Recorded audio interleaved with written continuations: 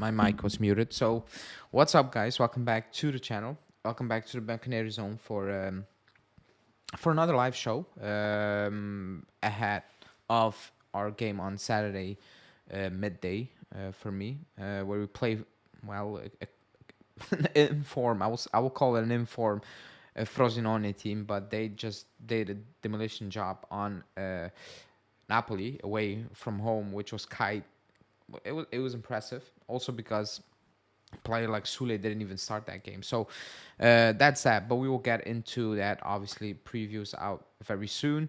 Um, we're gonna talk about players leaving, and especially the youngsters leaving to grow, to get more minutes, and to develop basically, and potentially others following as well in the next couple of days, weeks, months, years, who knows. So that's what we're going to talk about. We're also going to talk about a bit about Vlahovic, Allegri, with his new idea potentially for the Frosinone game, and some other stuff. But I think the big news is that Huijsen is leaving. He's not going on loan to Frosinone in January. Apparently, we're going to seal that deal on Saturday. The player, his family, whatever, but especially the player, he pushed for that move. I think he looked at it and he saw what what Sule is doing. Excuse me, but maybe especially Barnicea, because I'm being completely honest. When Barnicea played for the next gen, especially, I was like, okay, I just yeah, an okay player. Then he played for us, and it was just okay. He's playing very well for Frosinone this season. He's impressing me. Like, he is shocking me more than Sule, and that might sound crazy because I always thought Sule has something, and it will happen at one point. But with Barnechea, I didn't have that feeling, and he's actually playing extremely well. And I think I said a couple of days ago in a daily, he could be potentially a very good squad player, because I don't think he's the type of player that will demand that amount of transfer fee that the club is like, yeah, we need to move you on. But you know, for the future, who knows? He's doing very well. I think Huijsen is looking at that, and especially the Frosinone option, and he's like, I want to get me some of that. They play in a back four, which he can play in a back four. I think he's a bit better in a back three, but that's just based on not the biggest of sizes. However, he can play in a back four. I don't think there's a lot of competition at Frosinone. I think he has been promised something. Otherwise, he wouldn't have been pushing for this move. I don't think he would be pushing for the Frosinone loan in January if he was not getting told that, you're gonna get that job basically from day one. Because that's how much we believe in you. So I think it's only good for him, for us as well, because he was not gonna play for us. Rugani stepped in. He did well. But even with Rugani, Alexandro's back from injury, and Allegri is going to play Alexandro. No matter how bad he has been over the last couple of years, no matter that he's gone next season, he's going to get those minutes. So at that point, keeping Huijsen is kind of pointless, in this situation. So it's a good thing that he's going to leave on loan. Let's see how he will develop. Maybe not the easiest of things to join a team that's kind of clicking Frosinone, or like clicking in a way that nobody was really expecting them to do. Maybe it's not the easiest thing to do, to join them mid season. However, it's a good move. It's a good move. It's what the player wants, and I think as a club or as fans, you just need to be happy about it. It is a bit worrying that we've been told that, these players are gonna drag us out of it. We're gonna need them, and when you look around, it's only Miretti out there, and he's struggling. Fagiolio obviously did what he had to do. What he did, excuse me.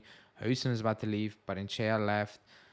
Sule left. Yildiz is not getting any minutes. Allegri said Keane is injured, so he will get the minutes now. Then he gets 3 minutes at Genoa. So that's the flip side. That's the worrying thing, because all these players are gone. And then you pair that with transfer window, and you get linked with players like Pierre Emil Højbjerg, and you're like, why? Like, why is that even a link? Even if it's bullshit, it's not, because it's coming from good sources.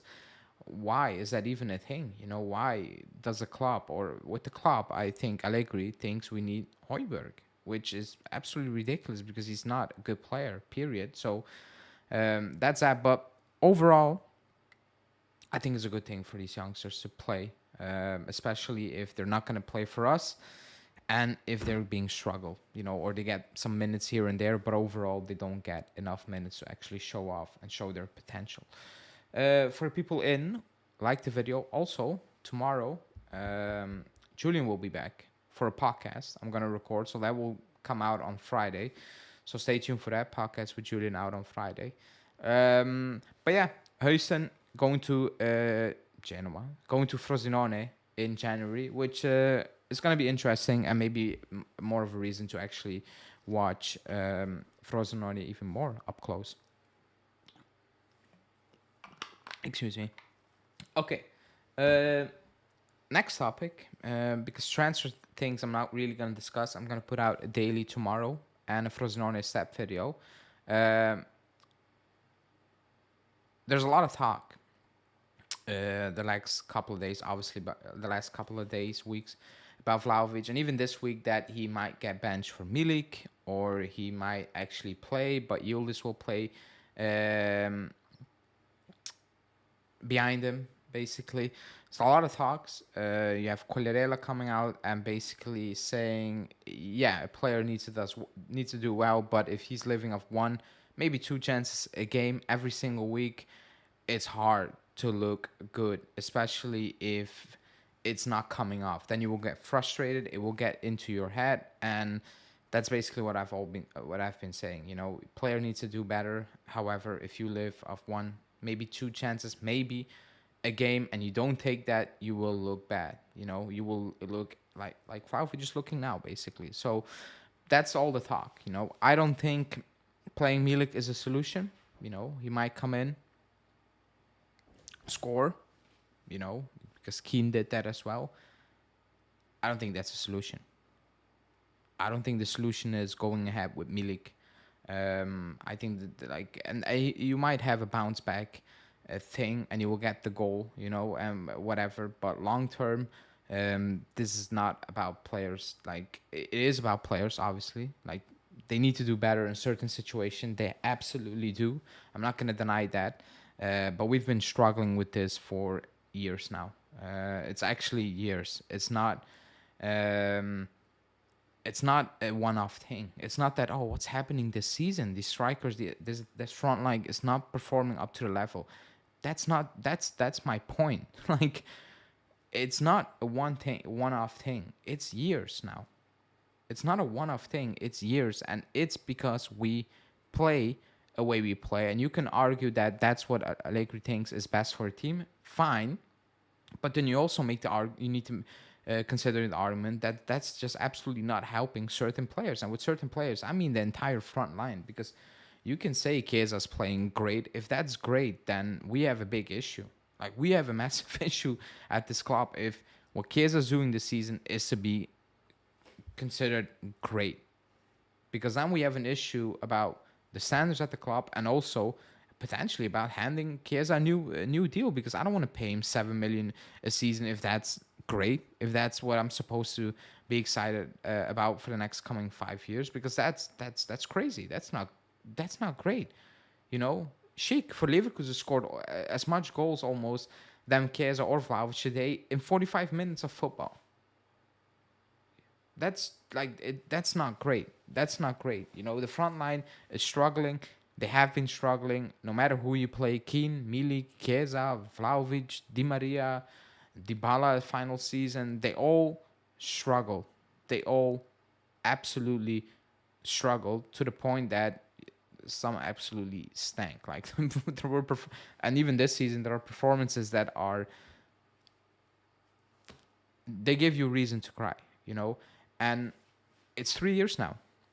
It's 3 years now. We have had different options, different formations, or like different combinations, excuse me, up front, and the result is always the same. You know, it's not good enough. So you can call out the players, which I do, you know, if you watch my player ratings. But But at the end of the day, like it's not a one thing, it's one-off thing. It's not, oh, it's the last 2 months, what's happening. It's the last 20, I don't know, 7 months, 6 months, whatever you want to call it. That's my issue. And what I also don't like is that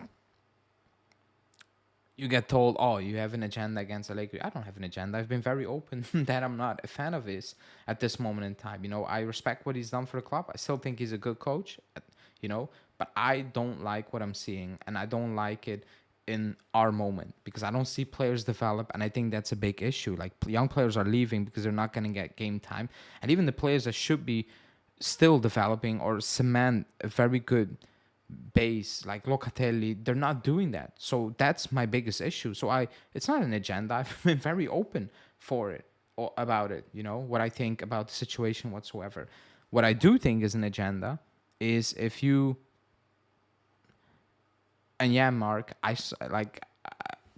was on Twitter. I had a conversation, Mark, and it was about Leverkusen and Schick, and it's crazy, because whatever you bring up, people will discredit anyone to not put any blame on Allegri, or they will put blame on Allegri, and they will be like, "Oh, but we don't see the training, so this is the best solution, and he knows best. He sees the training sessions." At that point, no club or no fans can ever call for sacking a coach because we will never see training sessions.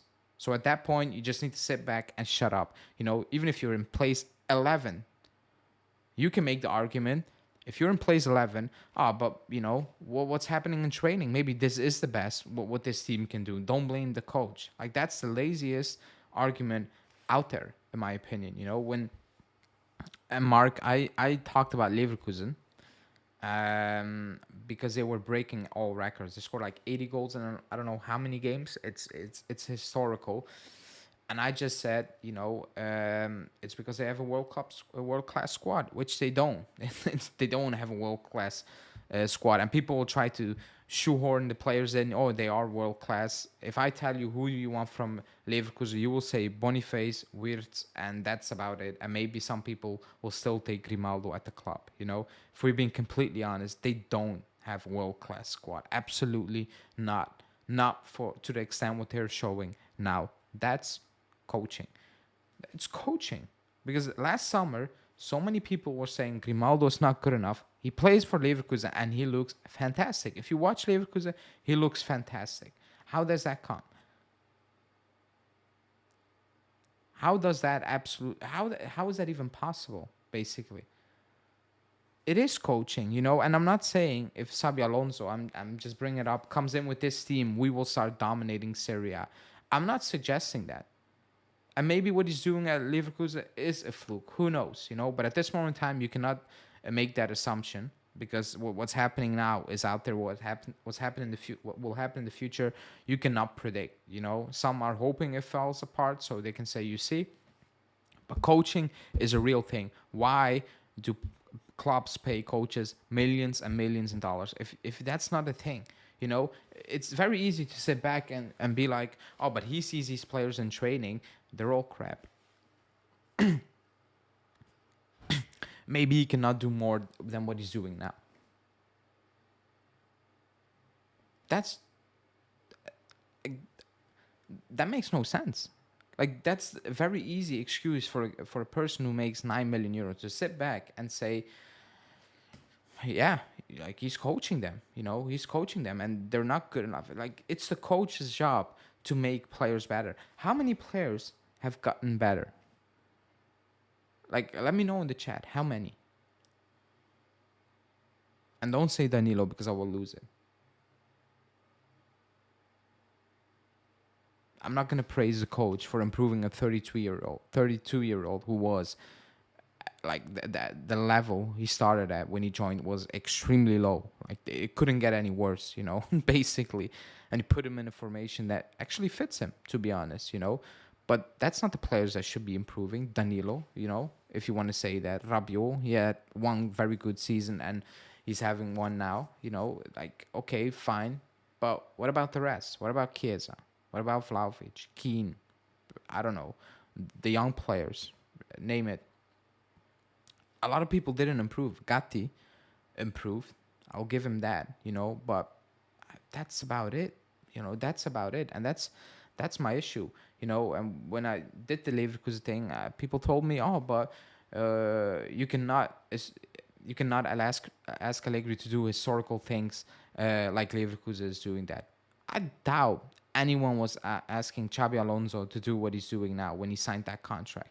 I don't think he signed that contract at Leverkusen, and Leverkusen told him, "You need to be top of the league, and you need to be on a, I don't know, 35, 40 unbeaten streak." I don't think anyone at Leverkusen told Xabi Alonso that.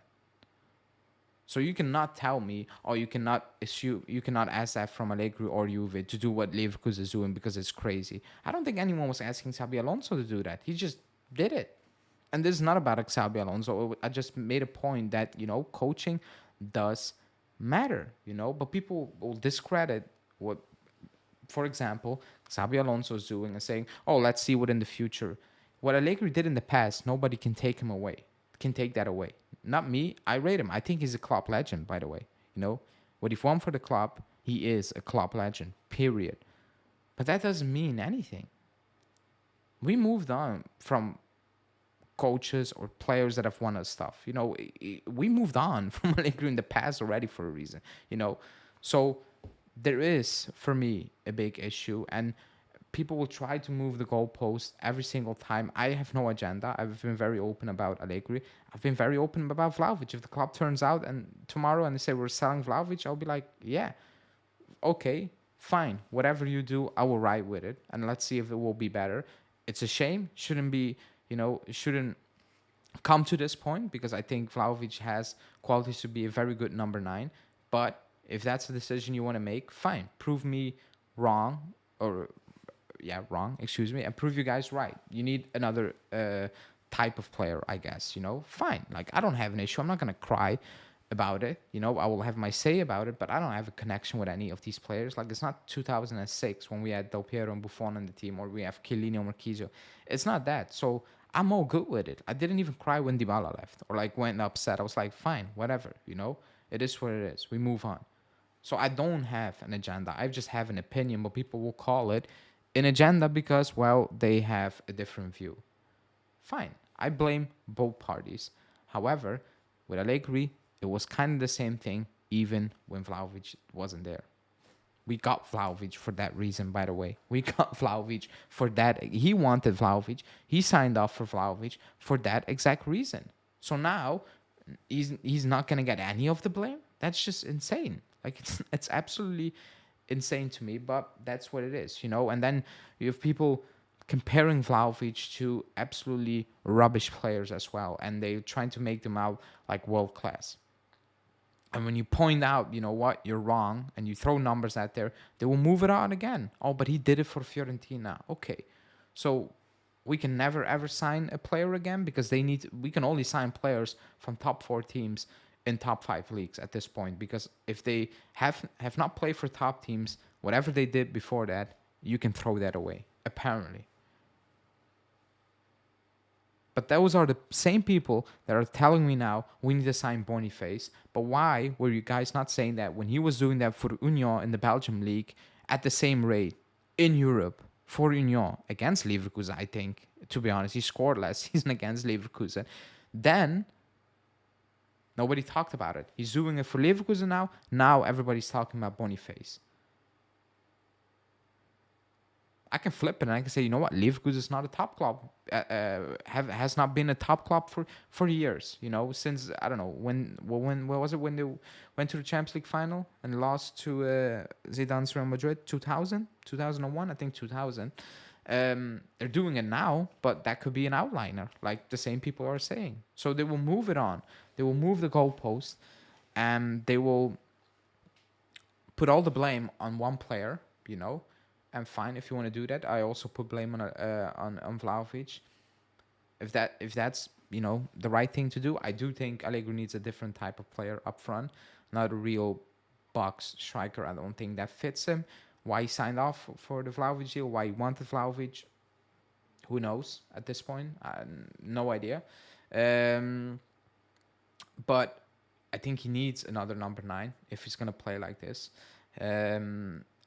I'm just hoping this is not what the future is going to look like. 3-5-2 with Chiesa up front and all the rest struggling. Shamil is saying ultimately the style of play shows the level of training. It does. Like what do you want me to say? Like that's the most obvious thing. Like every team reflects the coach. Is as easy and simple as that. Yes, you need certain qualities, but Allegri sets up like that because he wants to. Excuse me. Fine. I've said it. He's winning. He's getting the points. Top four is a goal, so he's doing his job apparently. But the lack of improvement of single players for me remains an issue. When we cannot break down teams with crosses, we don't have things to fall back to. Combinations, one twos. I don't know, like just simple thing, basic things. We don't have that, and that's a big issue in year three. Like that's an absolutely big issue. But yeah. What else?